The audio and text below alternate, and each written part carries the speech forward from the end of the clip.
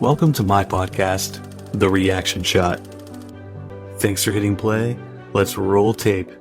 Fade in. Hi everyone.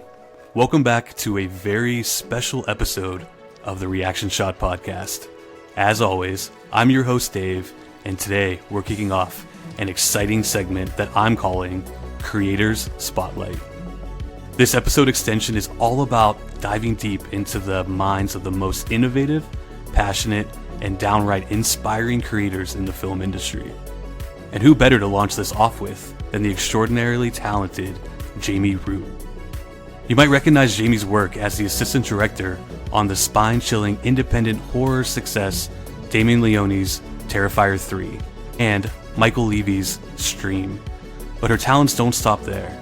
As the founder of JFR Media, Jamie has also made waves, starting out with her compelling short films, The Signs and the multi-award-winning short, Densmore, to only name a few. In today's episode, we'll be exploring Jamie's creative journey, her influences, and the behind-the-scenes magic that brings her vision to life. Whether you're a budding filmmaker, a horror enthusiast, or just someone who loves a good story, this is an episode you don't want to miss. So, grab your popcorn, settle in, and get ready to be inspired. Jamie Root's story is about to unfold right here. Hi Jamie, how are you doing today? Hey David, good, how are you?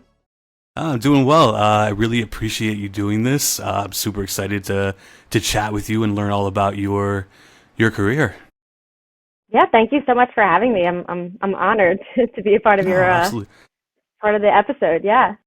Well, thank you. So tell me a little bit about yourself. Like, who are you? Who are you outside of your work? Oh, geez. Yeah, so my work is a big part of my my personality, but I would say outside of work, I'm pretty social. I like spending time with my friends and family.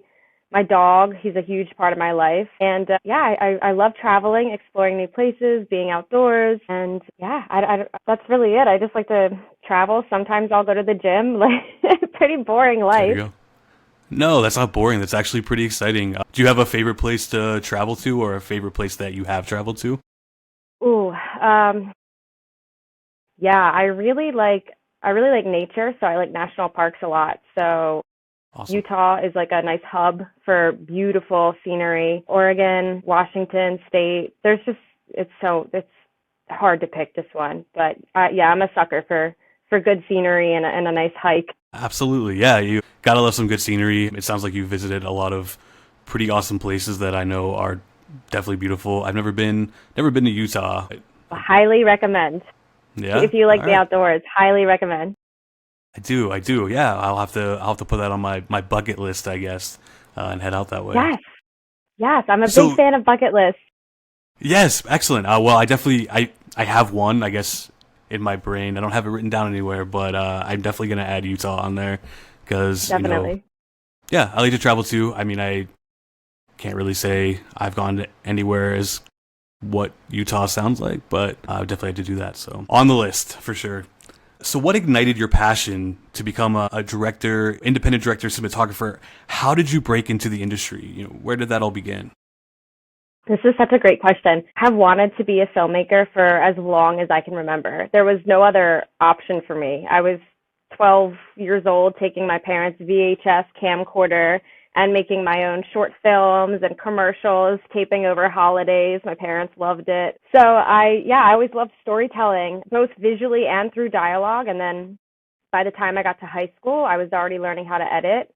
And then in college, I bought my first DSLR camera and would make short films with that. And I wouldn't say, for me, I don't feel like I've broken into the industry per se, but I guess to get to where I am now, I just worked really hard building relationships and I think I have a pretty strong work ethic, and I think if you're a filmmaker, you kind of have to have a strong work ethic because it's blue collar work, it's grueling work, like long days, and I think that kind of stood out to some people, specifically in like 2014, 2015 time frame. I met the Fuzz on the Lens team because I was PAing for free on this this feature film, it never came to fruition. But that's where I met the guys, and I was working a full-time job during the day, and then we were shooting overnights at night. So it was just nonstop. So Wow. I think that they kind of recognized that in me, and we just had a really good rapport, and we got along so well. And then that was sort of my chance to like prove myself, I think, to them that I like, I really I'm serious about being a filmmaker. It's not just like, yeah, I that's what I wanted. I think that was kind of prevalent. But we formed a great friendship working on each other's projects since then. And then in 2020, I worked on Terrifier 2, and then that led to assistant directing and co-producing Stream, and then it just snowballed from there. Yeah, filmmaking is truly about people. I've been lucky to build lasting relationships, not just with the Fuzz guys, but with, multiple other people, other companies throughout the years. Oh, that's awesome. That's some pretty great stuff right there. I really like what you said that, they noticed your hard work, and I do believe it sounds like film has been your passion since a very young age. So bringing that passion, the hard work, I mean, that stuff really shows. And obviously, the Fuzz on the Lens Productions saw that in you, and I think that says a lot. So that's great to hear. I can definitely relate to the younger age, getting behind a camera and recording things with your friends. Something me and my friends always did too. Yeah, I would. We'd be at my house. I'm in middle school, high school, not driving yet, whatever. And all my friends would come to my house, and my parents would go like lock themselves away in the bedroom for like 10 hours a day. I'm like, don't come out. Yeah, so I get that.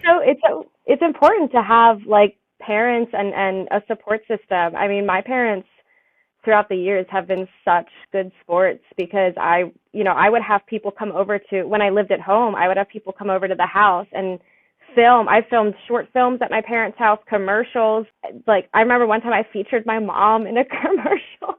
And they're just such good sports. I mean, we were shooting overnight. Like, they have worked the next morning, and I just, I'm grateful that I've had parents that weren't like, oh, you need to get a real job, or you need to go be a business major. I think, but I also feel like they saw the passion and like the fire inside that I had as well. And so who were they to say like, you can't do this, Yeah, that's awesome. Like you said, having a great support system is very important, and I love to hear when parents are, supportive of those types of things, because, like you said, sometimes you're starting out and you're not getting paid any money, or you're getting paid a little bit of money, and at the end of the day, right, money isn't everything, but obviously money's something. You gotta pay the bills, right? Right.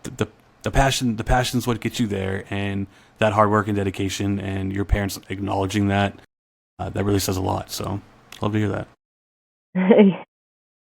So you've brought captivating projects like The Signs and the multi-award-winning short Densmore to life. What captivated you about these projects? What made you want to create them? And what invaluable lessons did you learn from making them? Yeah, so short films have always been a way for me to grow and challenge myself as a filmmaker.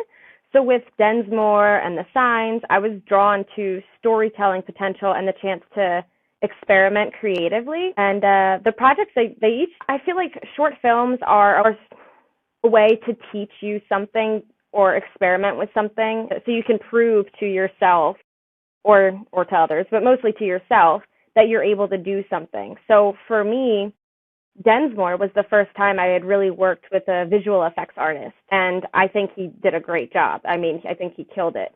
I couldn't have asked for a better visual effects artist. So that was a new experience. We flew to Kansas. We shot everything out there. We worked in pre-production with our visual effects artist, because the visual effects are a big part of the story.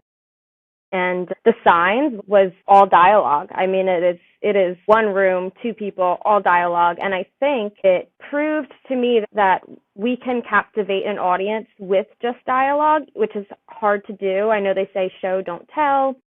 But to be able to do that, I thought was really special. So yeah, I think that short films are incredibly important. They're the filmmaker's classroom, and I know they don't really they can go to festivals, and sometimes you can sell them to other companies to incorporate into anthologies and whatnot, which I've done many, many years ago. But ultimately, they're just the grounds for experimenting and teaching and learning, and then eventually you can be confident enough as a filmmaker to go to that next level, which is a feature film or a series or reality or whatever it is that your goal is. So yeah, I owe a lot of the lessons that I learned to these sets, these short films, because they've shaped the director and the storyteller that I am today. Yeah, that's incredible too. Yeah, I wrote a couple notes about your short films, and I did write The Signs was very captivating. Great. Yeah, I literally wrote very captivating. So I'm glad that you used that word too. I actually love that it was all dialogue. I do hear a lot of people. Some people talk about film having too much dialogue, but I feel like you can really captivate an audience if you have so much dialogue and you're really telling the story in the correct way. Visually, you can still captivate the audience, even if nothing crazy is happening, like explosions or, Superman flying past the screen. Like, we can have a sit-down conversation in a room. The camera angles, the thing that the cameras are touching upon, the camera ended up turning, and you ended up seeing, like, the side of the main actor's face. Mm-hmm. When you first get a glimpse of the side of his face, you're like, oh, shit, what happened to him? Right, yeah. All the while your brain's thinking this, but you're stuck on that dialogue. So I do think that's important, and that's why I wrote captivating. So I think that was a great job there. And Densmore, I wrote felt insanely cinematic. I would love more. Thank you so much. Yeah. Thanks so much. Yeah. What an honor. Oh my gosh. No. When I sat down, I did watch a couple of your short films first. For some reason, Densmore wasn't one of the first ones I watched. So when I went and ended up watching Densmore, I was like, wow, this is pretty awesome. I really liked it, and I think it gave you enough. It kind of had that open-ended feel. You can kind of make your own connections, but it still gave you enough, being a short film, to kind of pull everything together, but still, again, make you wanting more. So great job there too. Right, yeah. Thank you so much. Yeah, Densmore is actually a proof of concept. It was originally a proof of concept for a feature, but now it's gonna hopefully I think I'm gonna go the mini series route instead, but I guess we can get into that later. Sure. No, that's awesome. Yeah, I definitely want to circle back to that for sure. I do want to make note also of one other of your short films that I watched. It's called It's Not Contagious, and I was watching it. My fiance and I were watching it, and I was like, this is good. I didn't know where it was headed.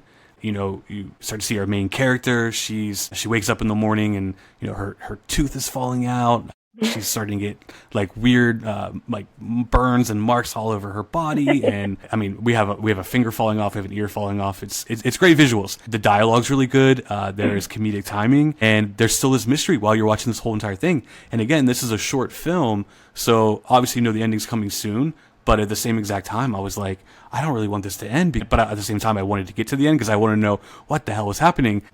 Spoiler warning if no one wants to know, but you're kind of wondering what's happening to this woman. And she goes to the doctor and gets checked out. And, the film's almost over. And then it's revealed what is happening to her. And he said it's an advanced version of turning 30. And I thought, damn, that's great. It made me laugh. I was like, oh, shit. Awesome.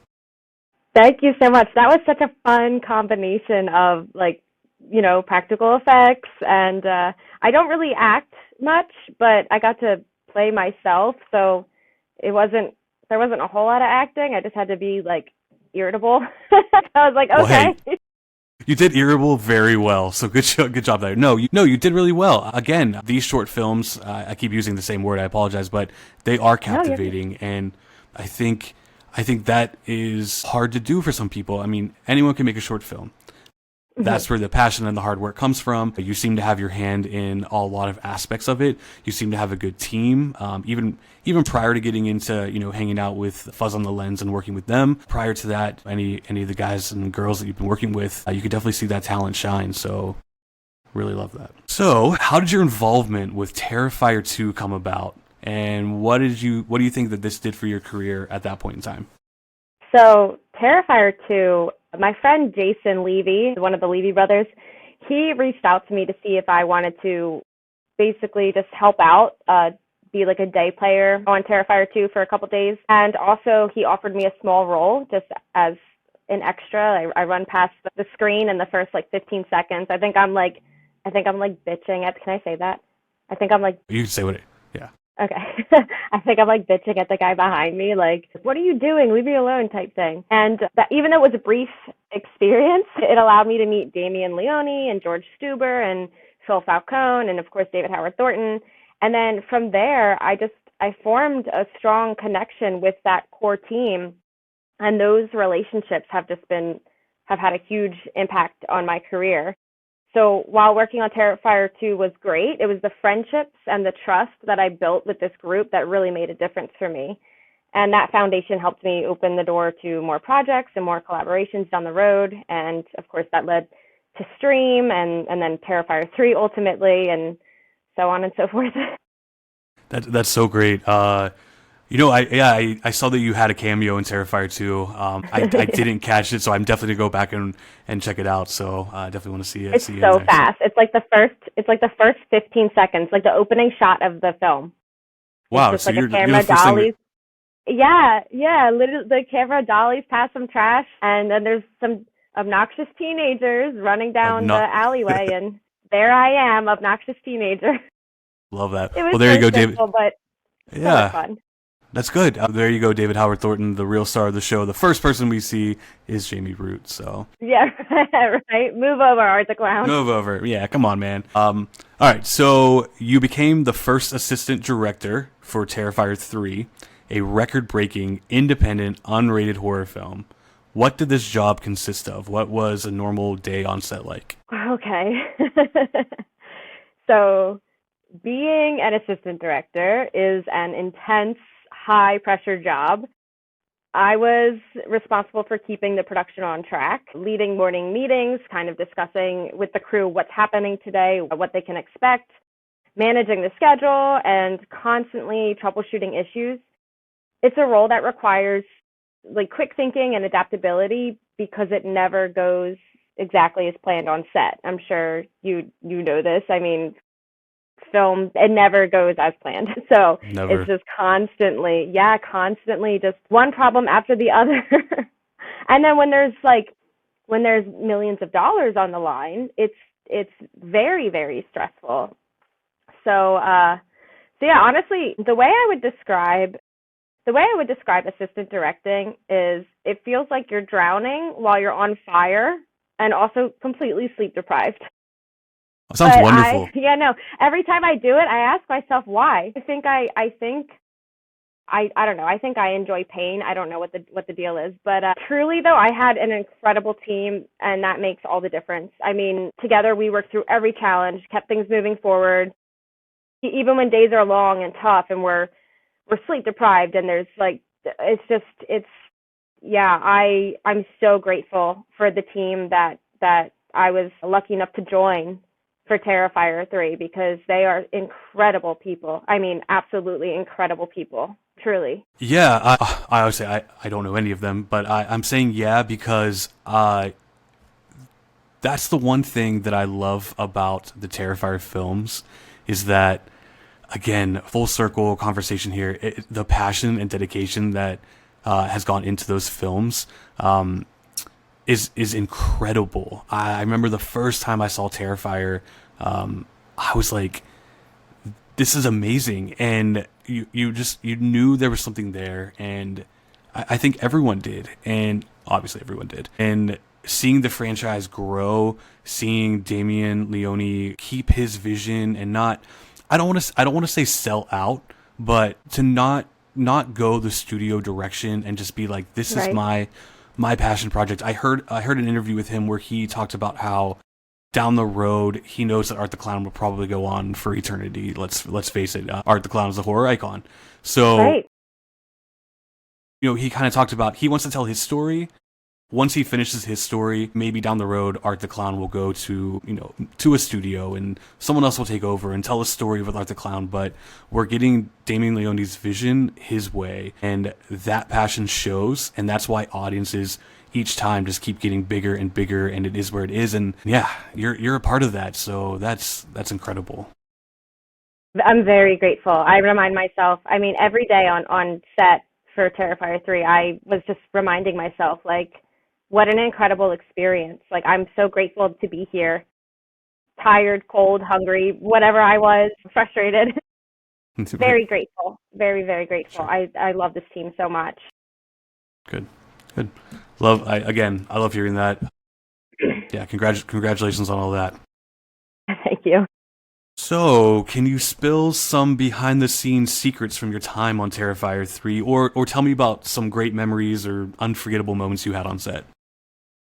Yeah, so I have oh man, so we have such an unconventional set. It's a little chaotic, but it's like working with family, and I know that's like such a cringy term because people are like running it's a red flag when someone's like we're like family, but it really is. I mean, God, we argue like family. We like love each other like family. You know, I see the Fuzz guys as like Michael and Jay are like my brothers. Like I really, you know, I trust them the way I trust my own brother. You know what I mean? One of my favorite memories though was we were shooting during the ending. We were shooting that all in Long Island, and most of the crew was staying at this huge Airbnb, like 13 bedrooms, gigantic. And since we had the next day off, we decided to all like kind of relax and let loose a little bit and hang out.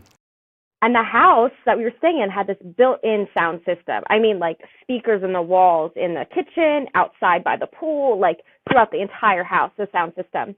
Well, I had control of the music because I was hooked up to the sound system. And I just like to like watch. I like to like people watch and just like see how things are unfolding and observe. So I have my music queued up, and I put on the song Bad Moon Rising by Creedence Clearwater Revival, and I just watched it. I turned it on and I watched what would happen, and it went from like this loud chattering, like just really, you know, like how like parties sound or whatever, just loud, to there was a split second where everyone just stopped and broke into song. And That's awesome. it was such a perfect harmonious moment, and I just remember thinking how lucky I was to be a part of something so special with such an amazing group of people, because just watching that was just it was so like heartwarming. I don't know why, but I just felt like we were all so connected to each other. It was great. It was really No, I love great. that. I love that. That's actually a pretty cool story. Man, yeah, I'm picturing it in my head. I'm also thinking of this scene in my favorite movie of all time, Almost Famous, when they're Mhm. on the tour bus and they break out into Tiny Dancer and they're all fighting, and then they break out in a Tiny Dancer and they're suddenly everything's fine and they're all like united and having a good times. That's Very similar yeah, vibes, except not fighting, just, you know, happy chatter to yeah, song, to yeah, harmonious for sure. song. Uh, I love that. I love that. That's a good story. Thanks for sharing that. Of course, yeah. So, how was it, or how is it, working alongside Mastermind Damien Leone and hearing his often probably grotesque visions and helping bring them to life? Damien is a perfectionist, but in the best way possible. He's incredibly detail oriented, and he has a clear vision of what he wants. Watching him work is inspiring. He's meticulous and creative, but he still manages to keep things fun and lighthearted. Something, I guess, a little tidbit about Terrifier. For Terrifier 3, he has an entire special effects team. You know, bigger budget, more people to help with the effects and everything. But he loves to get his hands dirty, or bloody rather, and he always has to get involved with, you know, putting the blood on Sienna's face, or like just always has to be involved because he's meticulous, he's a perfectionist, he knows what he wants. I remember working with him on stream because that's when Damien and I actually got closer, because I was only on for a few days, and of course he's doing Dave's makeup and directing and blah blah blah. But stream, he had a more lenient role, just doing the effects and nothing else. So I was able to get to know him better from stream, and I just remember watching him mold things with silicone, whatever whatever the correct term is, do like casts or whatever.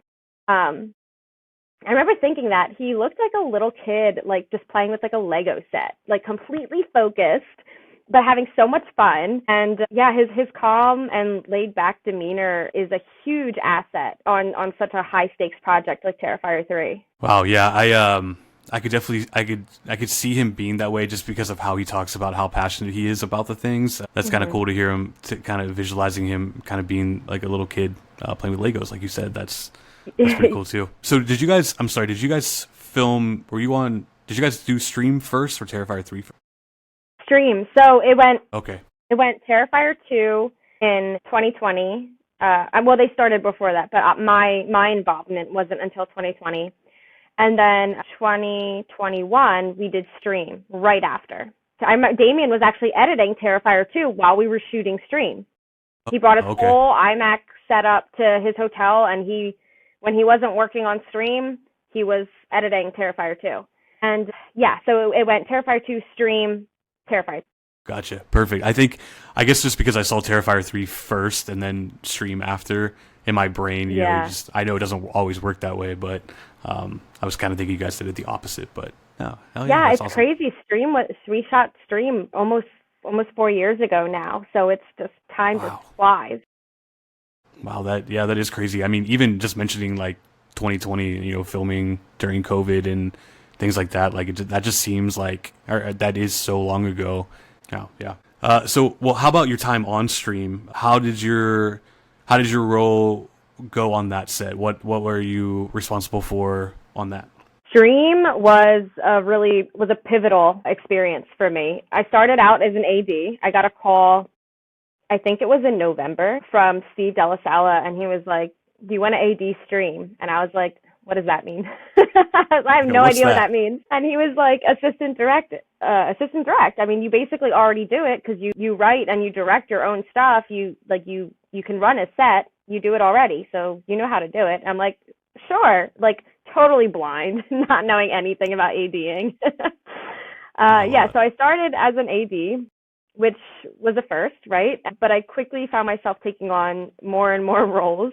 So I was ending up operating the second unit camera when we did stunts. So I'd be on camera for that. Assisting with wardrobe on my days off. I was buying wardrobe for the actors. And then I doubled for like the majority of our female actresses. I doubled for them.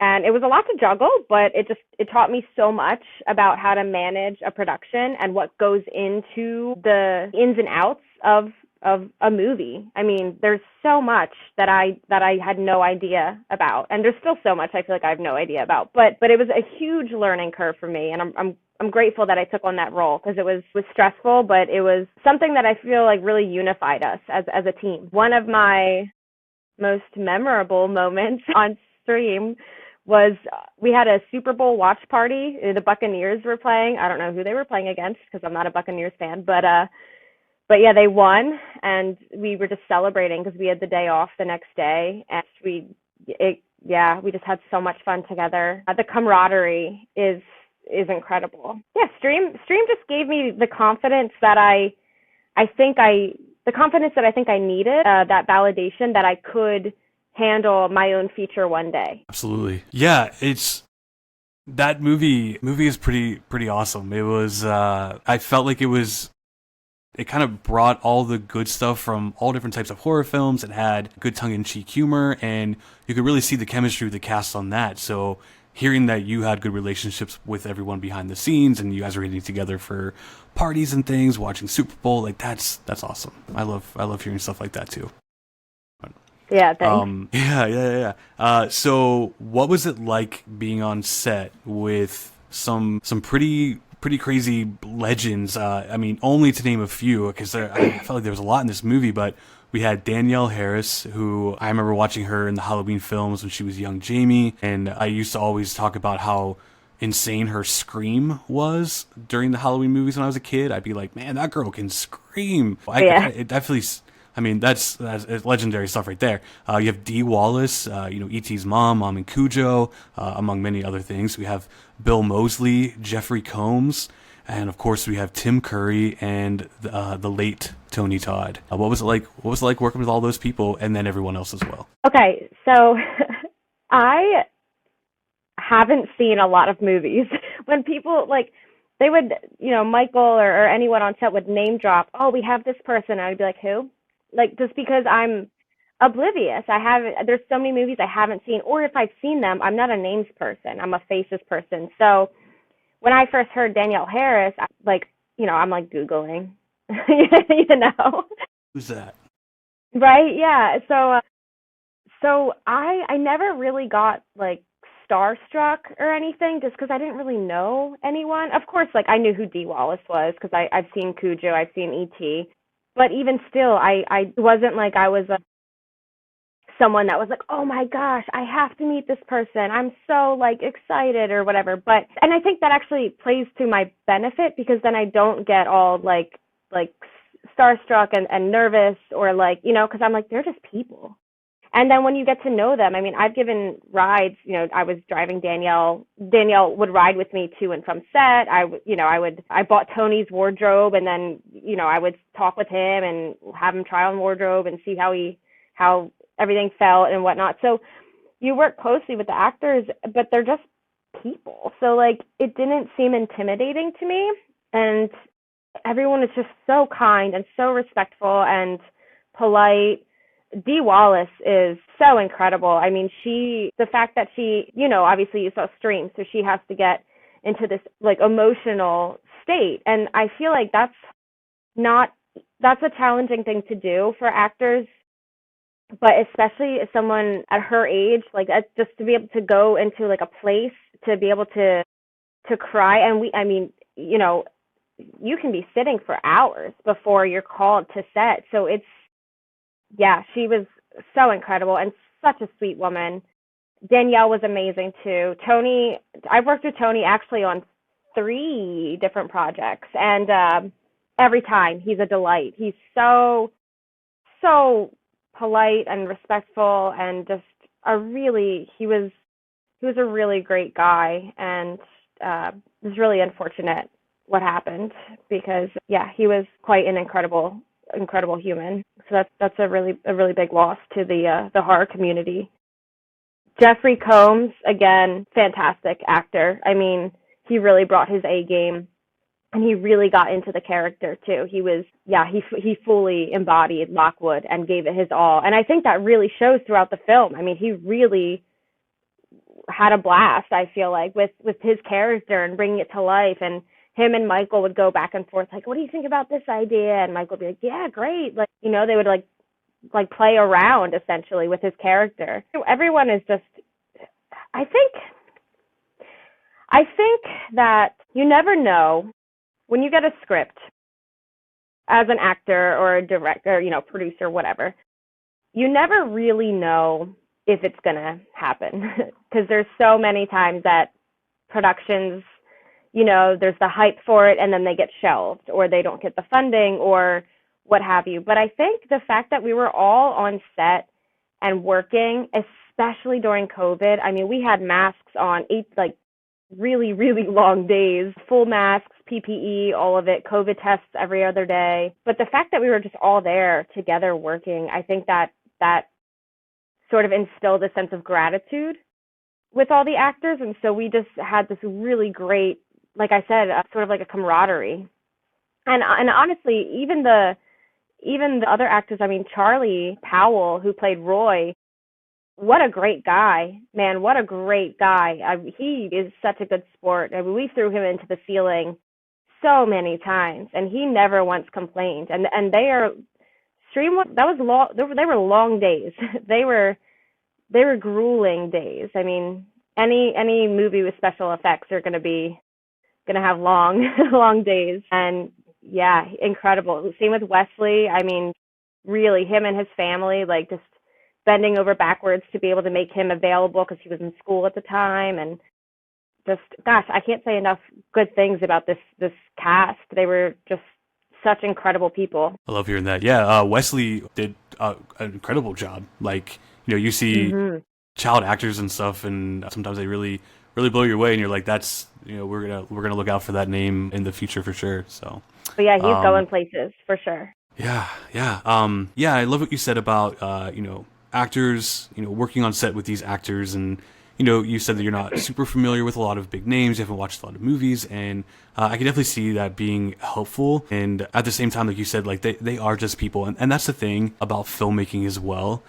I feel like I like movies so much that just sitting down, like, if I ran into, someone I admired, if I happened to be on set one day with, any of those people that we mentioned, sure, there might be like a little sense of starstruck within, thinking about, again, back to Danielle Harris, her in Halloween, just thinking about that stuff, be like, oh shit, like I'm standing in front of, the girl who played Jamie in these Halloween movies. But at the end of the day, I would love to just sit down and have conversations with these people, like how you said you've worked on a couple projects with Tony Todd and driving people around, things like that. And just having those conversations, getting to know someone. I heard a story about people who have in the past like ran into Jack Nicholson and they were just, they were starstruck, but he just kind of talked about life and it didn't 100% focus on his career, because at the end of the day, we are more than just our career. And I think just getting to know that person. So I think working on a set, I guess what I'm getting at is working on a set with people and getting to know them and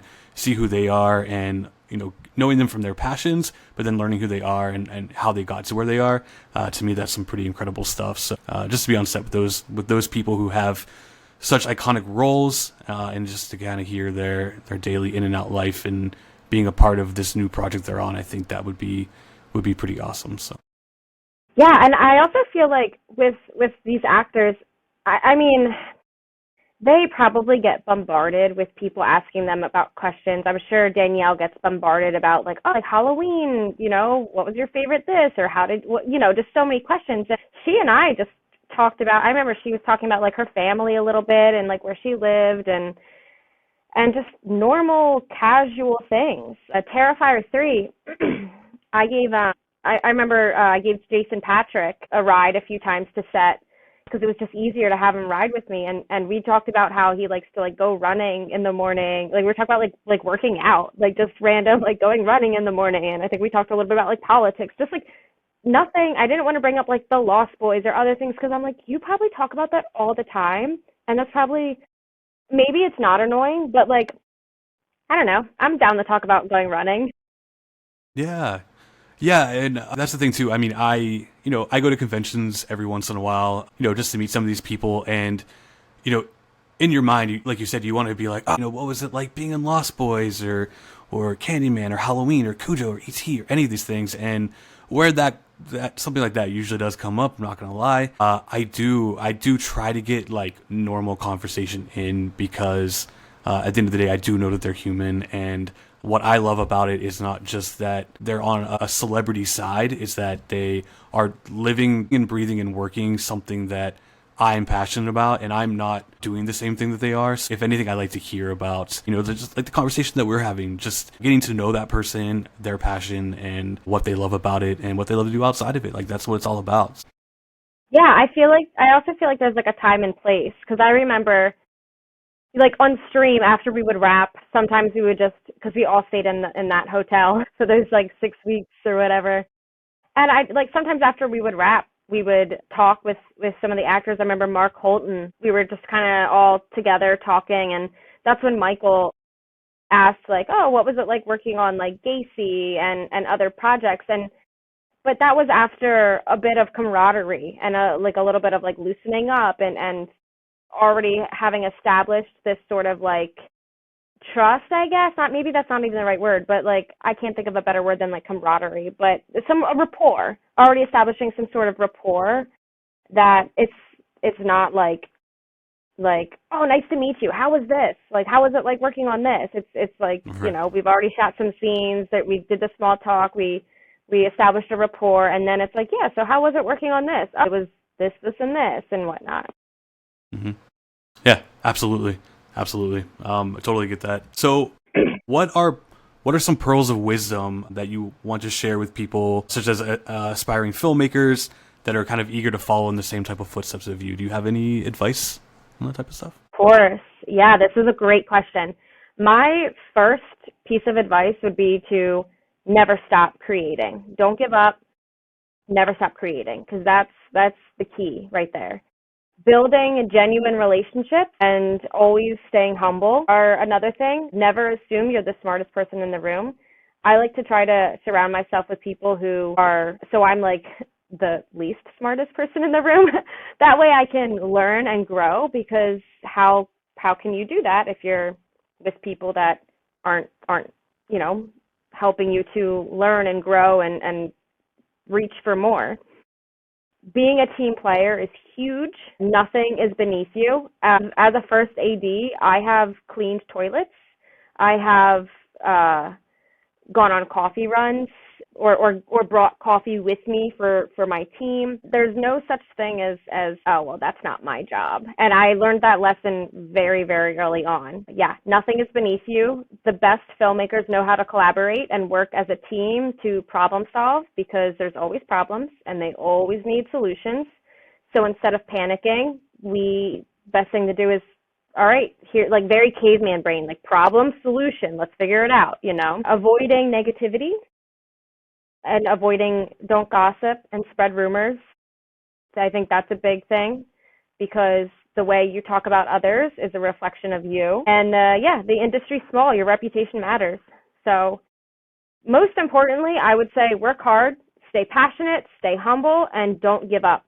The journey's not easy, but persistence pays off. Fantastic. I love that. It was great. That's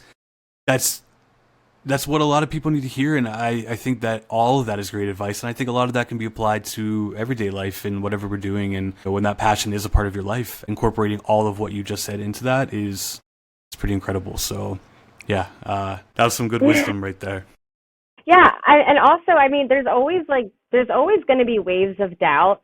I mean, to this day, I still sometimes I'm like, what the heck am I doing with my life? Like, what am I doing? But that's so normal to doubt yourself or to be unsure. But you just have to work through it. You got to work through there's the industry ebbs and flows. I mean, there's times where everyone else is working except you, and you're like, well, what the heck? Like, maybe I'm not meant for this, you know? But you just hang in there. Don't give up. Keep going. Hell yeah. That's incredible stuff right there. Thank you. Whew. Good answer. So can you share any upcoming projects that you might have, or anything that you're excited to possibly be working on? Yeah, sure. So currently I'm working on a feature film of my own, and it's a psychological horror film with like a little bit of body horror in there, a little Cronenbergian action. Different from the slasher films that I'm mostly tied to, but I'm currently revisiting the script, just going through some revisions to make it as strong as possible before I start sending it to the team to see what they think, and then hopefully get into some sort of production, get it flowing there. And then on top of that, circling back to us talking about Densmore, I'm working on developing a mini-series, a pilot, based on the 2018 short film Densmore. And that's a mix. I mean, you saw the short, but it's a mix of X-Files, Black Mirror, and True Detective, I would say. And I think that could be a really compelling mystery, because I think that ties a lot of different intriguing aspects together. So, yeah, I'm really excited to see what's to come of those. I haven't shot or haven't written or directed my own feature film yet, so this would be a new endeavor for me, but I feel confident in taking that next step, especially because of my experience with Stream and Terrifier and like all the short films. And of course there have been other features that I've worked on, not necessarily with the Fuzz and the Terrifier team, but you know, other teams. So I think I have a decent understanding of what's involved, but I'm sure there's so much more that I have to learn, but I feel like I'm confident to take on those challenges. So I'm excited. We'll see what happens. Yeah, be excited. Be very proud. I've very much enjoyed listening to everything you've had to say, and I've mentioned a few times throughout this episode that your passion definitely shows. So to hear that you're working on your first feature film is great to hear, because I feel like, based on what I saw from your short films, based on this conversation, hearing your stories about what you do on set, kind of where you started on these sets, this is your time to shine. You got yourself here. You've learned along the way from some pretty greats, and you are ready to grab that baton and keep running. So I really look forward to a feature film, and I really look forward to more of Densmore, and the possibility of that being a miniseries, because storytelling in a miniseries form is pretty awesome too. I think, I mentioned that your short seemed very cinematic, and I think nowadays miniseries feel very cinematic as well. I feel like maybe in the past, if a TV movie or things like that might have had a bad rep per se, back in the day. But nowadays, I mean, you get, 6, 8, 10 hours to really develop your story. So, man, I'm looking forward to both of these. I'll be keeping an eye on these projects for sure. Oh, thank you so much. Yeah, I really Yeah, appreciate that. yeah.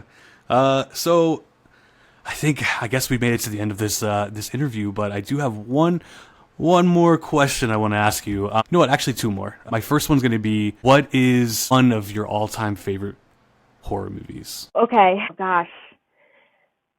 So Jaws is up there. Jaws is definitely up there.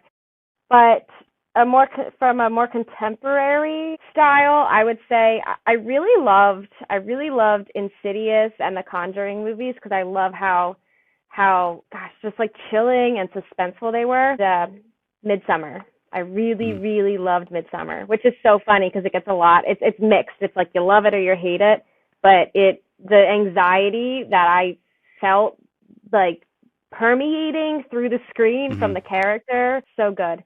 So well So done. good. I really, yeah. Midsummer is up there. Jaws, they're up Hey, there, I'd say.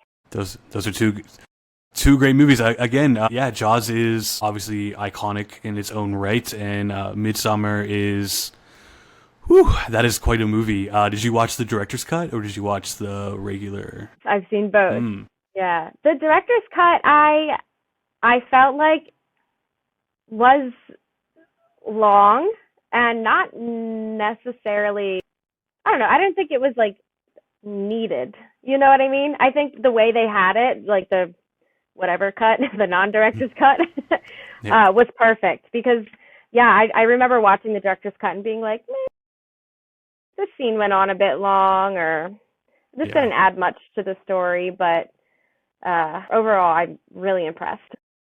You are you exclusively like a huge horror fan, or is there a different genre that you really pull yourself towards? Man, that's tough. I do like other movies, but horror is just sort of where what my gut like goes towards. I don't know why. I've always loved horror movies. I've always loved, like, when I was little. I mean, oh my God, I'm like 4 years old watching like America's Most Wanted, and like always very like hyper vigilant about like my surroundings and like scary stuff. I remember being seven. This is so funny, actually. I remember being 7 years old, and I told a scary story to like my little cousins. And my one cousin, he was like 3 or 4. He had to go back to being potty trained because I told a story about a claw in the toilet, and he wouldn't use the toilet anymore. So my aunt was Wow. so upset with me. But that, like, 7 years old, being like, let's tell scary stories. Like, what's wrong with me? So naturally, horror movies. I'm not surprised that that's what I navigate towards. Yeah, I love that you. I love hearing your background. Just I was kind of the same way, and I would always try to scare people as much as possible. And so that's a great story. Poor kid. He's probably still traumatized. He's Probably still fine now. thinking Don't about it. worry. He's fine now. He's Okay, fully okay, potty good, trained. He's like 34 now, excellent. That's or 32 oh, now. good. All right, we love it. We love a 34-year-old potty trained person. 100%. Oh man. Yeah, no, I love hearing stories like that. Yeah, I did the same thing when I was younger. I was always watching horror movies when I feel like I started like around 5 or 6, and I watched Halloween. Most of my Mhm. podcasts start off with kind of like, what's your history with this movie that we're talking about? The angle is that person has never seen the movie before until now. So I like to hear what their history is. Like, have you heard of this movie? Are you too scared to watch it? Whatever it might be. So a lot of mine started with, well, I was like 6 years old when I saw this. And people are like, what? But yeah, I was always the friend who was bringing scary movies over to sleepovers and stuff. And I remember Your friend's parents probably hated you. They they probably really did. They really they did. were like, don't bring this kid here. I was sneaking in some. I mean, I remember sneaking in Carrie, the original Child's Play, and I remember my friend's one mom was so angry. She's always watching Child's Play. We're like halfway through the movie, and my friend's traumatized. He's like scared of dolls already, and you're watching Chucky. So poor kid. Yeah. I was traumatizing people too. So I'm glad we have that similar background there. Yeah, traumatizing people together. We love it. Funny little anecdote here is that my older sister, when she was 8, she was at a sleepover, and they were watching Candyman, the original Candyman with Tony Todd. And then I ended up working with Tony Todd, and I sent a picture to her, and I'm like, Candyman. She's like, oh, she's like, hell my no. God. It's like full circle. Yeah, my Yeah. parents were so upset because she was so afraid. She was so scared of that movie, and I'm pretty sure she slept with the light on for like years to come after that. Sure. And then here I am, like working Here you are. with Yeah. Yeah, That's awesome. Yeah. Yeah, horror icon indeed. I think Candyman holds up very well. I actually watched it again. Unfortunately, around the time of his passing, I was kind of, obviously I didn't know the man at all, but you see so many of his films, and they kind of become a part of your life. And Candyman's always been a favorite of mine. And rewatching it now, the story is still so relevant outside of the horror stuff. It's still so relevant, and his acting. I mean, he's scary. I mean, I'm not trying to sound some type of way, but I was never really scared of movies when I was a kid. Like, if anything, I loved watching movies with people to see their reaction because nothing really creeped me out. But his voice, I just remember when I was younger, I was kind of like, man, that's a scary ass voice. Yeah, right. Wait, so were there any movies that did scare you? Was there like one movie that you were like, oh gosh, never again? Like growing up, or that you can think of? The earliest movie that I can think of that I can say actually scared me to where I was lying in bed at night and I was like, it was The Exorcist. Okay. I want to say I was 8 years old. My parents were 90% lenient with what I watched. When it came to like scary stuff, they weren't really worried about it. It kind of got more into like the sex and the nudity stuff that they would, Right. kind of stray away from, of course. But I felt like I was pretty mature for a young age. But I was not allowed to watch The Exorcist for whatever reason. And of course, the curiosity came out, and I'm like, I'm going to watch this movie. So I remember my dad was outside cutting grass. My mom wasn't home. I vividly remember this. This is how it affected me. It was the middle of the day. It was on television, like TBS or something. So of course it's edited too. It's not even like it's the actual film itself. Right. So I turned it on right as she starts transitioning into the devil, and when her voice really changes and things like that. And I just remember being scared. And my dad was downstairs. He came inside from cutting the grass, so I heard the lawnmower stop, and I was kind of like, "Oh no, my dad's going to see me watching The Exorcist. I'm going to get in trouble." And I don't know what he did, but he like hit the door by accident and made a really loud sound. And I swear I jumped like 10 feet in the air. And yeah, I thought the devil was there for me too. So that night, I just remember lying in bed, and I had an old school wall clock that you could hear like the ticking every second. And I don't know why I was listening to the ticking, and I was waiting for it to stop because that's a scene in the movie when the clock stops and whatever. But needless to say, I've watched Exorcist a million times since then, but I never had a movie at that age affect me the way that movie did. Yeah, that's fair. Demonic stuff always kind of freaked me out when I was younger. I don't know why, but that was like one thing. Like I could do like ghosts and murderers and whatever. Demons always got to me, and then aliens. When I watched, which is random, but I had a horror. I'm not so much afraid of them now, but when I was a kid, now I'm like, please take me away from here. Please, do you see the state of this earth? No. For real. But I remember watching The Fourth Kind, and that traumatized me. I didn't sleep. Like I just stayed up all night, and I could not sleep. I don't know why, like what it was, but it just, yeah, The Fourth Kind. Of all the movies, that really did it for me. I was horrified. No, I love that. The Fourth Kind is fantastic for when that movie came out. It definitely like pushed the boundaries, kind of like the Blair Witch Project did. It made it feel so real, and like I understand being scared of that real, because yeah. You were like based on a true story, and they would show like the real footage side by side. I still don't want to think about it. I get so uncomfortable. Oh, that's great.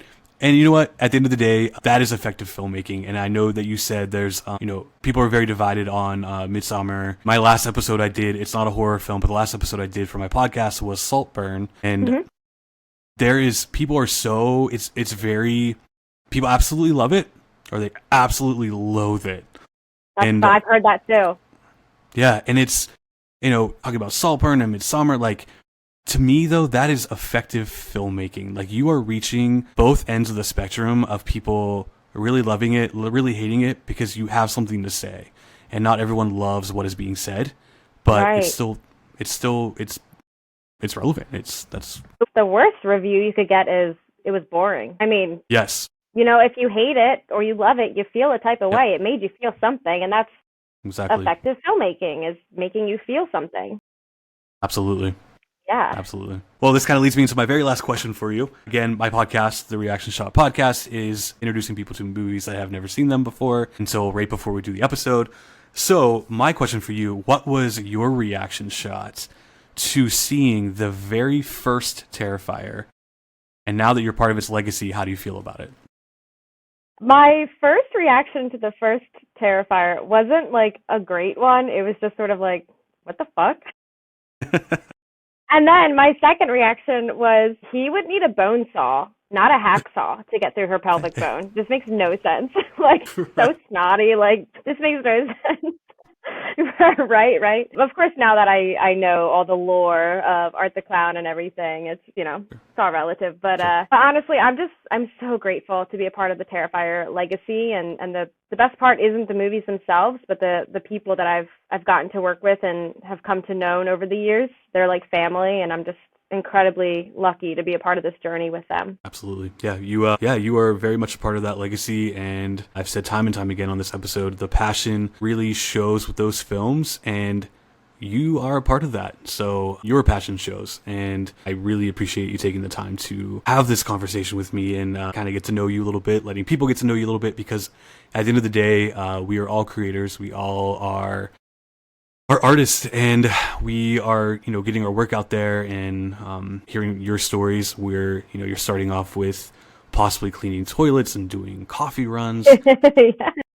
Yeah, and here you are talking to me about how you're in the early stages of your first feature film, and that's what we love to see. That's the success that we love to see, that we love to hear. And it doesn't matter what age you are. It doesn't matter what you've done or how many times you've fallen. You can do it, and you can get there. And I think you are someone that someone can look up to and be like, well, Jamie did that, so why the hell can't I? That's how you do it. I mean, that's what I did. I was like, why not me? Like, why can't I do this? So yeah, you just got to believe in yourself and work hard, for sure. Yeah. Well, Jamie, is there anything else you want to say, talk about, or anything? I asked you a lot of questions. I think when I first sent you the original email about some of the things I wanted to talk to you about, I was like, is this too many questions? Is she going to be like, what is this guy doing?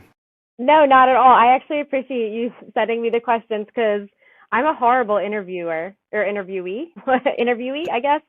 Interviewee, yeah. So I appreciate seeing them just so I could get an idea to formulate my thoughts. You know what I mean? It's not like my answers would have changed, but at least I can articulate them in a streamlined thought there. Absolutely. Yeah, I think it's good. I think it's kind of good to know what someone's going to ask you. I think I asked you a couple random questions, but I think they weren't anything too intense. So no, yeah.